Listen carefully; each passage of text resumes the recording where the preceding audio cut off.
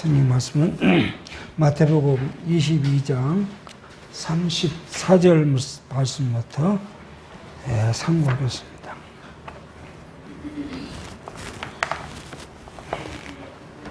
(22장) 34절 말씀.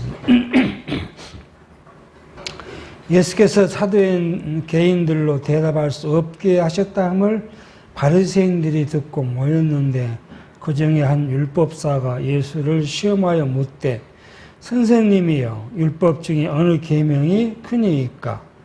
예수께서 가라사대 내 마음을 다하고 목숨을 다하고 뜻을 다하여 주 너희 하나님을 사랑하라 하셨으니 이것이 크고 첫째 되는 계명이요 둘째는 그와 같으니 내 이웃을 내 몸과 같이 사랑하라 하셨으니 이 두 계명이 온 율법과 선지자의 강령이니라. 우리는 22장의 말씀을 통해서 하나님 나라의 그 법, 하나님 나라의 법률이 뭔가 하는 걸 지금 살펴가고 있습니다. 그 중에서 우리가 우리가 살폈던 걸 보면은 하나님 나라는 어떤 거죠? 혼인 잔치를 통해서 하나님 나라는 하나님의 부르심을 받은 이 자들, 당시 세지나 기생이나 고아나 이방인들, 내가 하나님 앞에 죄인이라는 사실을 고백한 사람들이 하나님 나라 백성이 됐다. 하나님 법률은 하나님 나라 백성 된 자격은 하나님 앞에 죄인 된 자들이었다 하고 혼인잔치를 통한 비유로 예수님께서 가리키십니다. 우리가 로마서를 성경 개론 구조적 개념에서 보면 로마서를 그리스도의 의, 하나님의 새로운 언약의 의, 그리스도의 의를 이제 가리킨다. 그렇게 성경 결론은 말합니다. 근데 이걸 가만히 속어 들여다보면 하나님 나라 백성된 사람들의 저는 자격이라고 생각돼야죠. 대한민국 백성의 자격은 대한민국 국민이듯이 하나님 나라의 백성된 자격은 어떤 사람이 그 백성의 자격을 갖느냐 하면 그리스도의 의를 힘입은 자, 그가 하나님 나라 백성이다. 너희가 과거에는 죄 아래에 있었다. 얼마나 심한 죄 아래에 있었냐 하면 1장부터 8장까지 그 죄 아래에 있던 우리의 모습을 낱낱이 고발합니다.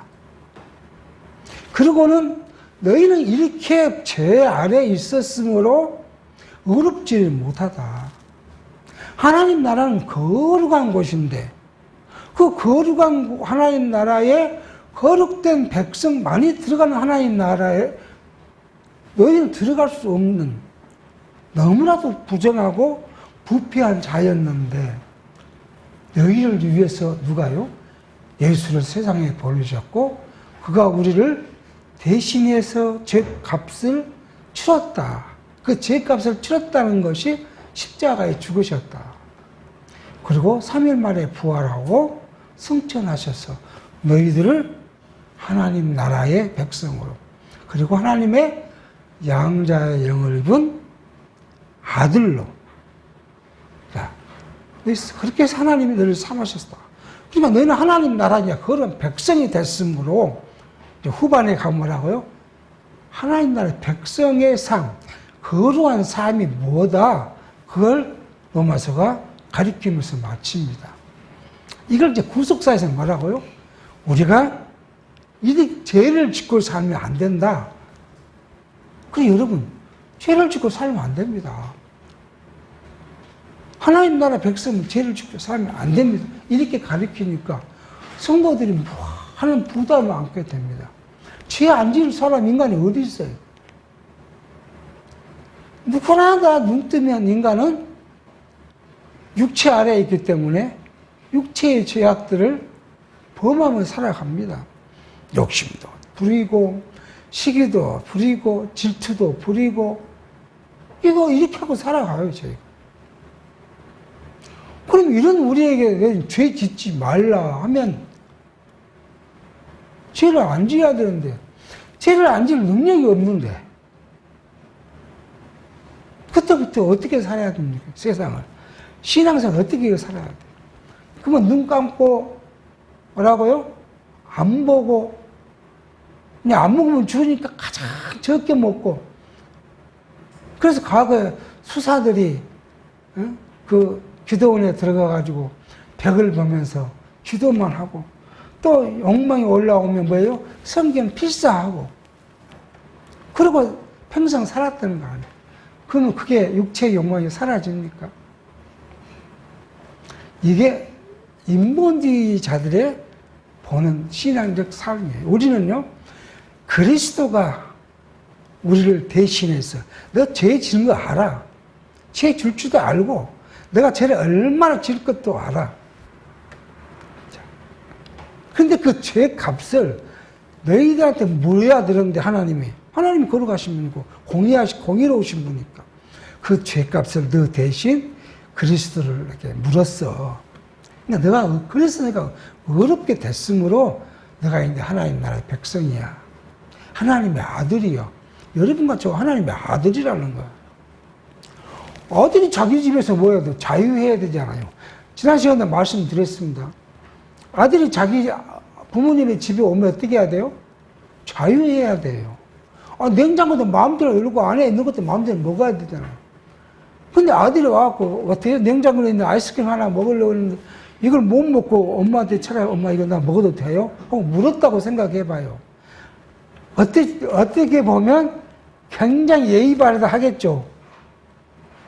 근데 엄마 입장에서 보면요, 이 지짐인데 그거 하나 마음대로 못 먹고 그걸 나한테 물어보고 먹느냐, 내가 저 개모나?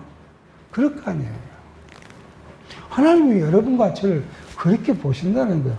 하나님 앞에서는 그냥 먹고 뛰고 놀고 즐거워하는 것이 우리가 하나님 앞에서 살아가는 모습, 그걸 하나님이 원하시는데, 아직도 어리석은 선생도 우리를요, 너 죄인이야. 걸어간 하나님 앞에서 감히 다르게 이야기하면 이렇습니다. 여러분, 우리가 자녀를 키울 때 아버지는 아들을 어떻게 키워요? 엄하게 키워요. 그것이 잘 키운 거라고 생각했어요. 참 어리석은 생각이었죠. 그래서 아들이 아버지, 예를 들어서 지금은 다 깎아니까 수염을 기르고 있는데 아버지 수염을 이렇게 잡았다고 해봐요. 뭐라고요? 버릇없는 놈이 아버지 수염 남다고 그럴 거 아니에요. 그런데 손자가 할아버지한테 왔어요. 손자가 할아버지 수염을 만집니다. 할아버지 수염 만지고 겁니다. 그러면 할아버지가 뭐라고 합니까? 이 버릇없는 놈, 그렇게 안 합니다. 그냥 좋아가지고 그러고 있습니다. 그냥 사랑이 내리사랑이라고 세상 사람은 그렇게 말하는데, 할아버지는 아들을 키웠을 때 그게 어쩐다고요? 엄마 키우는 것이 잘못된다고 후회하는 거예요. 부족한 것을 내가 내 아들을 어떻게 한다고요? 사랑으로 도배한다고 생각한 거예요. 그러니까 할아버지는 손자를 그렇게 귀여워합니다. 하나님이 우리를 그렇게 귀여워하십니다. 자, 그런 하나님을 놓고 유대인들은 어떤 하나님으로 봤냐 그러면, 오늘 지금 본문입니다. 어떻게 하나님을 봤냐 그러면, 무서운 하나님, 두려운 하나님, 율법을 어기면 언제든지 어떤가요? 징계하신 하나님. 심지어 어떤 하나님요? 우리를 죽이시는 하나님. 이 하나님으로 봤어요. 그래서 이 바리새인과 서기관들이 예수님께 나와서 묻는 겁니다. 예수님, 뭐라고요?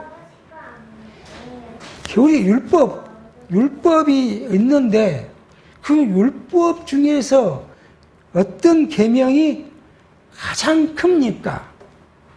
그렇게 묻습니다. AI한테 물어봅니다. AI, 요즘 AI 시대잖아요. AI 시대. AI한테 어떻게 묻느냐 그러면, 예? 자, 계명 율법이 요즘 과학이 발전하니까 성경 공부도 쉽습니다. 율법이 계명이 몇 가지가 있는가?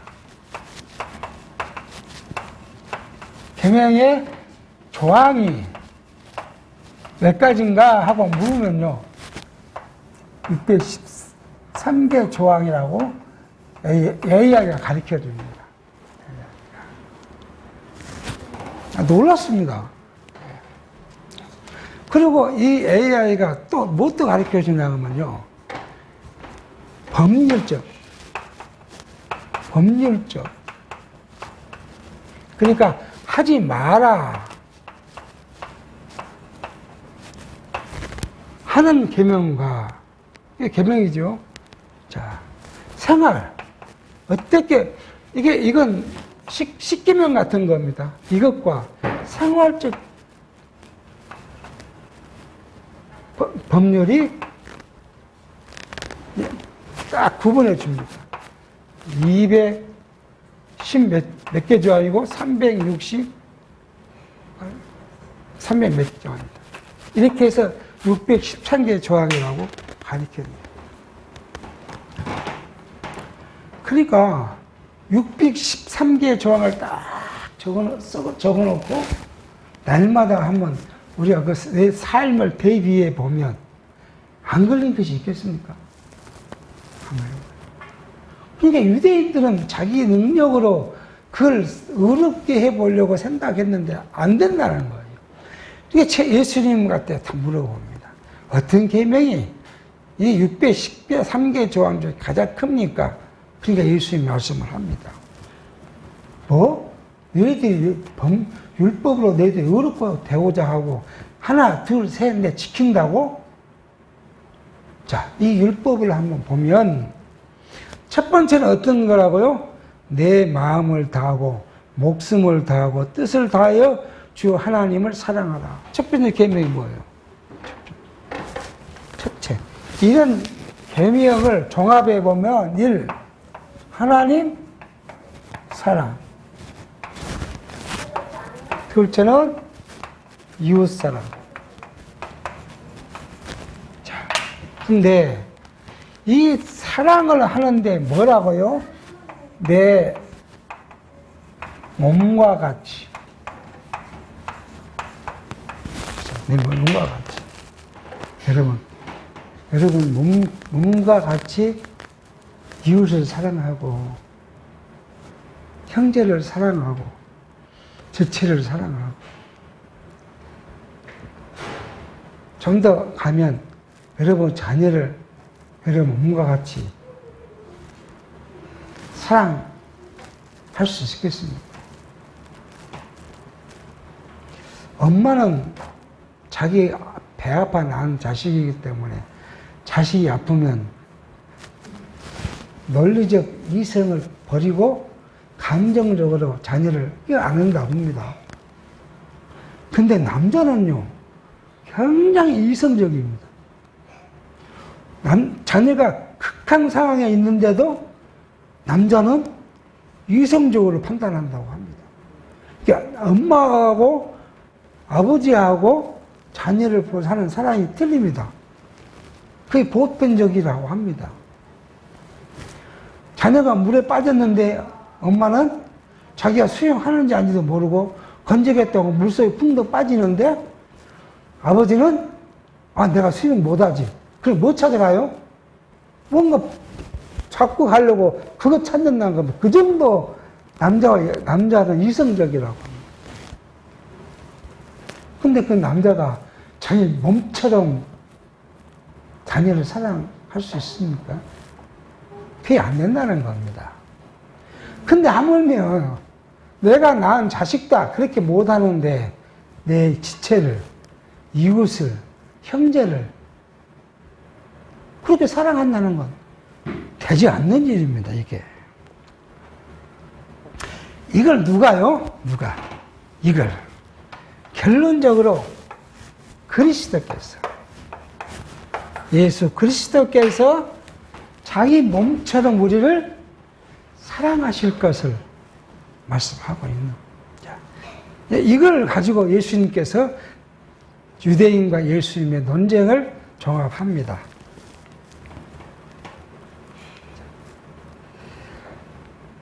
그런데 이 내 마음을 다하고 목숨을 다하고 뜻을 다하여 주 너희 하나님을 사랑하라. 이 말씀은 달로 가면 신명기 6장 5절의 말씀을 인용하신 것이에요.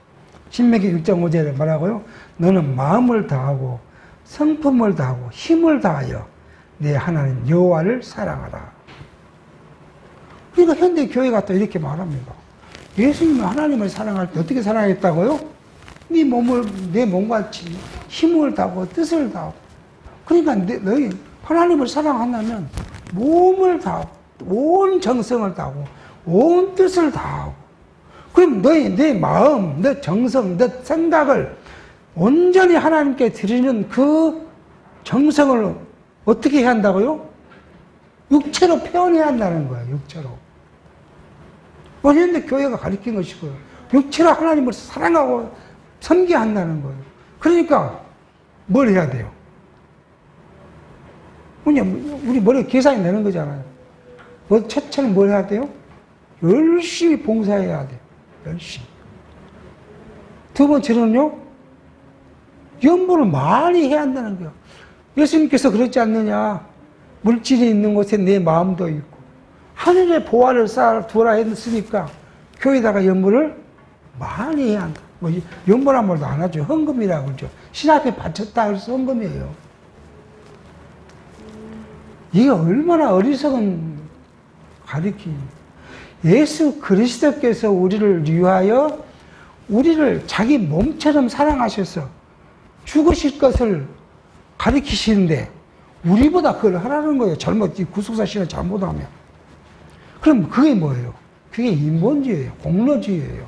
내가 공을 세워서 어디 앞에 가요? 하나님 앞에 가요. 율법주의자들이 한 거 똑같아요. 율법주의자들이 613개의 조항을 지킨 만큼 내가 의로워져서 하나님 앞에 가겠다. 예수님께서는 오늘 우리에게 말합니다. 613개 조항이 딱 두 가지인데 하나님을 사랑하고 이웃을 사랑하는 그 두 카테고리 안에 뭐라고요? 613개 조항이 있는 거다. 자, 우리 좀 더 구체적으로 가보시죠. 율법을 뭐라고 우리는 항상 이야기잖아요. 율법은 어떻게 구성되어 있어요? 계명과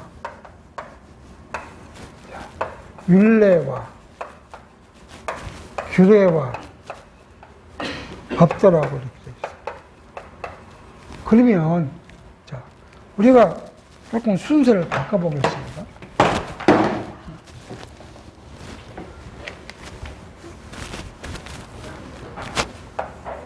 규례와 법도와 율례. 이 세 계명은 뭐예요? 하나님과 관계된 거고요. 이건 사람과 관계된. 이게 우리가 민수기를 보면 뭐요? 내 형제와 어떻게 해야 되고, 그 다음에 저당 잡힌 것은 어떻게 해야 되고, 뭘 빌려가면 어떻게 줘야 되고, 사람은 고의로 때려서 죽었으면 어떻게 해야 되고, 만약 실수로 죽였으면 또 어떻게 해야 되고, 내 집 이웃의 재산을 망가뜨렸으면 똑같이 그걸 망가뜨려야 되고, 배상을 해야 돼. 이것이 율례잖아요. 그러니까 하나님과 사람, 이 두 가지가 율법의 중심이라는, 그게 뭐예요? 이게 하나님 사랑과 그러면 계명은요? 계명. 우리가 계명을 갖고 와보면 1계명에서 4계명은 하나님과의 관계, 5계명에서 10계명은 뭐예요? 형제, 사람과의 관계입니다. 그렇게요. 그런데 이 율례와 규례와 법도마저도 하나님 사랑이 아니라 하나님이, 그죠? 하나님이, 우리 이게 이해돼요. 하나님이 인간을 사랑하는 거예요. 왜요? 너 611개 주랑 잘못 지키지 못했지. 그러면 너 징계를 받아야 돼. 징계 받아야 되는데 징계를 내리시면 하나님이 공의로우신 분 때문에 징계는 꼭 내려야 되잖아요. 분명히 징계를 받아. 여러분과 저가 하나님의 법을 어기면 분명히 심판을 받아야 돼요. 징계를 받아야 됩니다. 그런데 하나님은 그 공의로만 하나님이 나타나신 것이 아니라 뭘로도 나타나요? 사랑으로도 나타나십니다. 그래서 징계받아야 할 이스라엘 백성을 뭘로요? 대신 양을 잡고 소를 잡고 비디기를 잡고 그런 재물을 가지고 하나님 앞에 나가서 양 한 마리에 손을 얹어서 죄를 양에게 뒤집어 씌우고 그리고 그걸 죽여서 하나님 앞에 나아가면 하나님이 그 재물을 흠량하시고 용서하시고 그게 하나님의 사랑이에요. 이 사랑을 오늘 여러분과 저에게 누가 대신요? 예수가 대신 지시고 죽으셔서 하나님의 공의를 이루셨어요. 그게 하나님의 사랑의 확증이라는 거예요. 그러니까 하나님은 뭐요? 모든 것이 뭐예요? 사랑이지. 그래서 요한 1, 2, 3, 4에서 하나님은 사랑이시니 그렇게 이야기해요. 하나님 사랑이십니다. 율법을 오늘 우리에게 주신 것은 뭐 하기 위해서요? 율법은? 우리 죄를 깨닫고 우리를 어디로 인도하려고요? 예수에게로 인도하기 위해서 율법을 주셨다. 그게 율법을 주신 목적이에요. 우리로 하여금 율법을 지켜서 거룩해져라, 의로워져라는 것이 아니라 율법을 통해서 내가 죄인임을 깨달았으면 그 자리에 앉아 있는 것이 아니라 나를 어디로 인도해 가요? 예수께로 인도해 가기 위해서 율법을 주셨다. 그래서 바울은 율법을 뭐라고요? 초등학문, 선생이라고 이야기를 합니다. 율법을 모두가 다 누가요? 예수께서 이루시기 위한 예고의 서막을 우리에게 발해주신 말씀이라고 우리가 생각해 보게 합니다. 자, 그러고 나니까 41절입니다. 바리새인들이 모였을 때에 예수께서 그들에게 물으시되 너희는 그리스도에 대하여 어떻게 생각하느냐? 네 자손이냐? 대답하되 다윗의 자손이다. 가라사대 그러면 다윗의 성령에 감동하여 어찌 그리스도를 주라 칭하여 말하되 주께서 내 주께 이르시되 내가 내 원수를 내 발 아래 둘 때까지 내 우편에 앉으라 하셨도다 하였느냐? 다윗이 그리스도를 주라 칭하였은즉 어찌 그의 자손이 되겠느냐 하시니. 자, 예수님께서 또 이제 바리새인들이 이제 곤란한 질문, 바리새인들 예수님을 자꾸 질문하니까 이제는 예수님이 역으로 바리새인들에게 곤란한 질문을 합니다. 야, 너희가 굉장히 숭배하고 이런 메시아가 오기를 갈망한 그 누구예요? 다윗이잖아요. 자, 다윗이 이런 고백을 했다. 그 고백을 끌어내기 위해서 예수님이 내가 그리스도 메시아잖아 지금. 그리스도에 대해서 어떻게 생각하느냐? 그리스도가 어디로부터 왔느냐? 누구로부터 왔냐? 하고 이제 질문을 던집니다. 그러니까 이 바리새인과 사두개인들 이 사람들은 성경에 능통한 사람들입니다. 구약의 성경대로 하면 뭐예요? 누구에게요? 아브라함을 통해서 야곱이 유다에게 그 쭉 내려오면 다윗을 통해서 그 계보가 이어질 것을 구약에 약속했으니까 이 사람들 압니다. 그리스도가 누구로 통해서요? 다윗의 계보를 통해 올 것이라는 걸 압니다. 그러니까 그리스도가 다윗의 자손이라고 대답합니다. 그래? 그러면 그리스도가 다윗의 자손이면 저도 시편 101편입니다. 시편 110편 1절입니다. 오늘 그걸 지금 예수님이 갖고 와서 이야기를 합니다.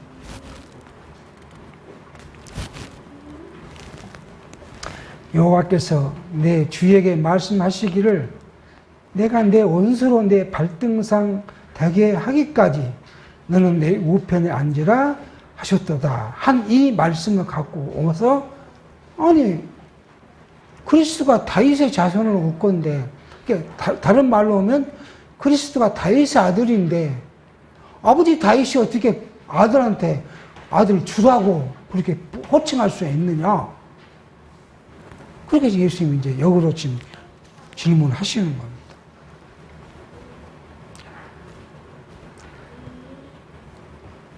이 말씀은 뭐예요? 다윗의 시를 통해서 누가요? 예수가 누구란 거예요? 내가 그리스도라.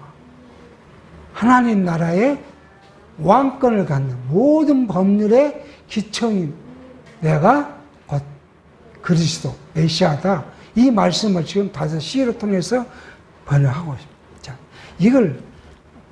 이게 번역해 보면 이런 말입니다. 여호와께서 다윗의 주인, 다윗의 주잖아요. 그리스도가 주인 그리스도에게 말씀하시기를 하나님이 그리스도의 원수들을 그리스도의 발 아래 굴복실 때까지 심판할 때까지 그 말이죠. 하나님의 오른편에 앉아 있으라 하셨다. 그러니까 그리스도가 어디에 있는 거예요? 하나님 우편, 오른편에 앉아 있을 분이다. 하나님과 동등한 권세를 갖고 있는 분이고 하나님과 동등한 영광을 갖고 있는 분이다. 예수님, 내가 바로 그 주다. 이 말씀을 하고 있습니다.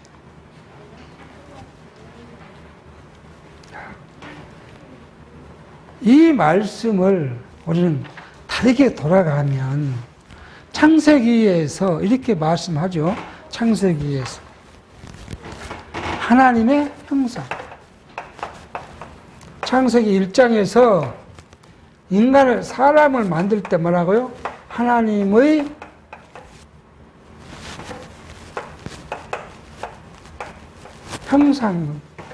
형상대로 지었다 하죠. 그래서 이 하나님의 형상을 갖고 신학자들은 논쟁이 많이 있죠. 논쟁이 많습니다.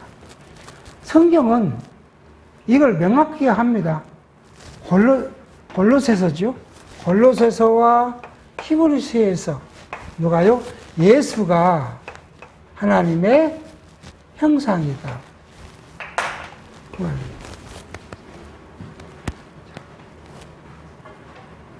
여러분과 제가 누구라고요?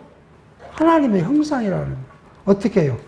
육체가 아니라 예수께 붙어있는 우리 지체, 신령한 지체가 하나님의 형상이라는 거예요.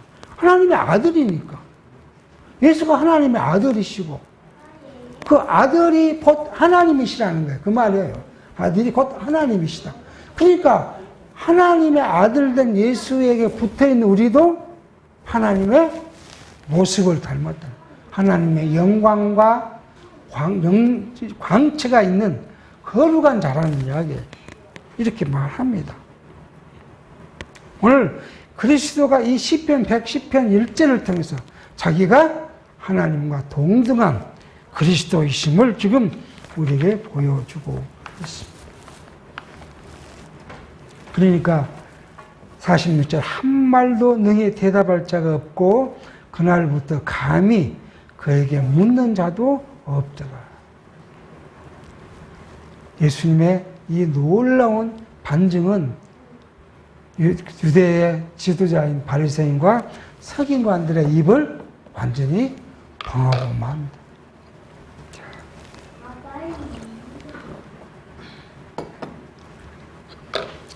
23절을 통해서 우리는 뭘요? 왕국 법률의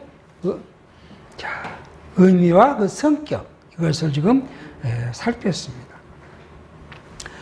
23장 넘어가면은 이 3장에서는요, 교훈을 통해서 지금 가리킵니다. 지도자들의 잘못된 교훈, 이 다시 말해서 이 3장은 당대의 유대 지도자들의 잘못된 이 유대 잘못된 것과 성경적 참 지도자, 성경적 참 지도자, 이게 참 지도자는 누구예요? 그리스도잖아요. 예수 그리스도잖아요. 를 대별해서 이제 교훈하신 말씀을 이 3장에서 이제 우리가 살펴보려고 합니다. 이렇게 이제 바리새인과 서기관들의 논쟁을 맡으신 예수님께서 이제 제자들을 그냥 교훈을 합니다. 23장 1절입니다. 이에 예수께서 무리와 제자들에게 말씀하여 가라사대 서기관들과 바리새인들이 모세의 자리에 앉아 있으니 그러므로 무엇이든지 저희의 말하는 바는 행하고 지키되 저희의 하는 행위는 본받지 말라. 저희는 말만 하고 행치 아니하며 또 무거운 짐을 묻고 사람이 어깨에 지우되 자기는 이것을 한 손가락으로 또 움직이려 하지 아니하며 그렇게 말합니다.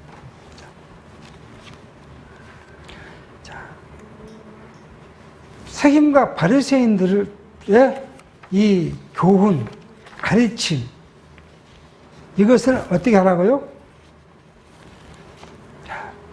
지켜라는 거잖아요. 지켜라.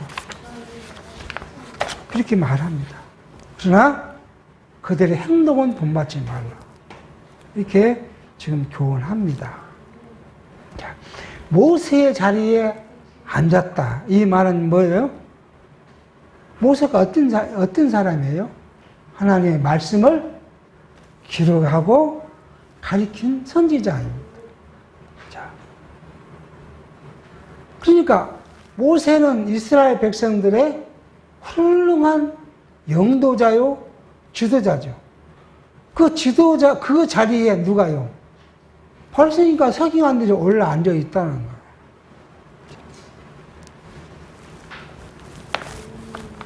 모세는 누굽니까?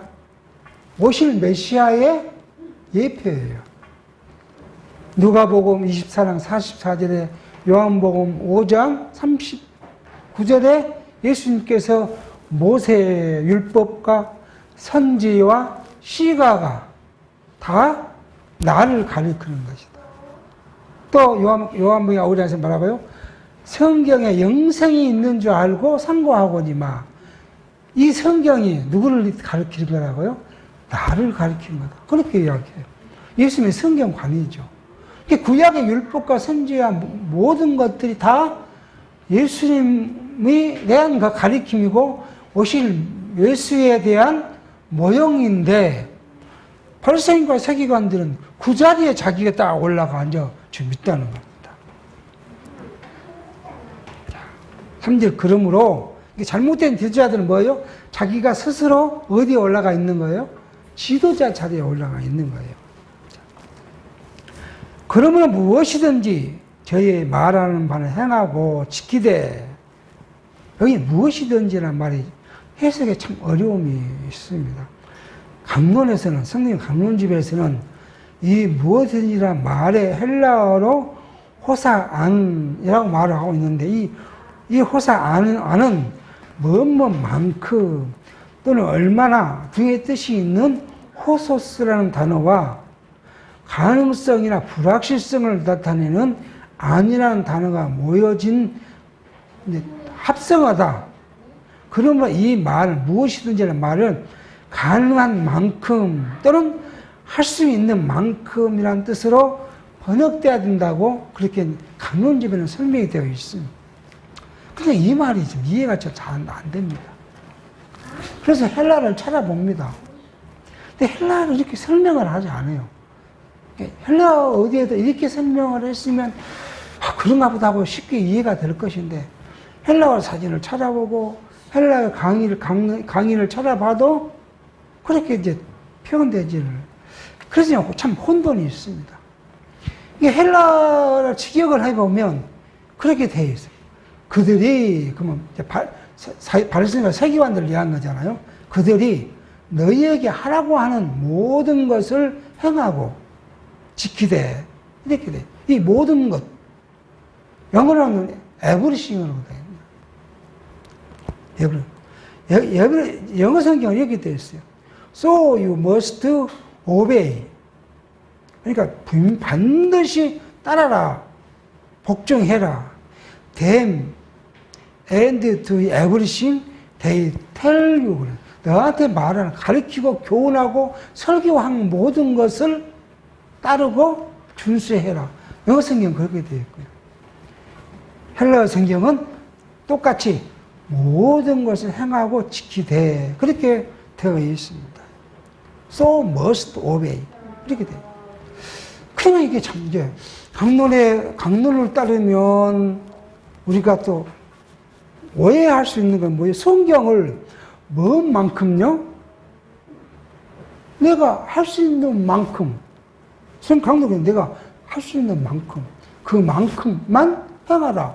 이렇게 해석해버리면 내가 할 수 있는 것만큼 하면 되지 뭐, 이렇게 생각할 수 있는 거예요. 그럼 여기 잘못하면 어디로 가요? 이 또한 인본주의로 빠질 가능성이 있어요. 내가 하는 것만큼 하고 내가 하나님께 갈 거야. 그 말이잖아요. 내가 하는 것만, 내가 지킬 수 있는 만큼만 지키고 내가 하나님 자님께 가야지. 이렇게 오해를 날 수 있는 요소가 있다는 똑같은 거잖아요. 내가 이거 613개 중에서 한 10개만 지키고 내가 가야겠다. 내가 3개는 내가 안 지키고 가야지. 이렇게 오해할 수가 있다. 그래서 우리는 참 다시 돌이켜 보면 여기에 모든 것을 지키라는 것은 누구의 교훈을요? 하나님의 말씀을 뭐라고요? 이 바리새인과 서기관들이 가리킨 것은 뭘 가리키고 있어요? 이걸 가리키고 있잖아요. 이거. 그러니까 이건 누구를 가리킨 거예요? 예수 그리스도를 가리킨 거예요.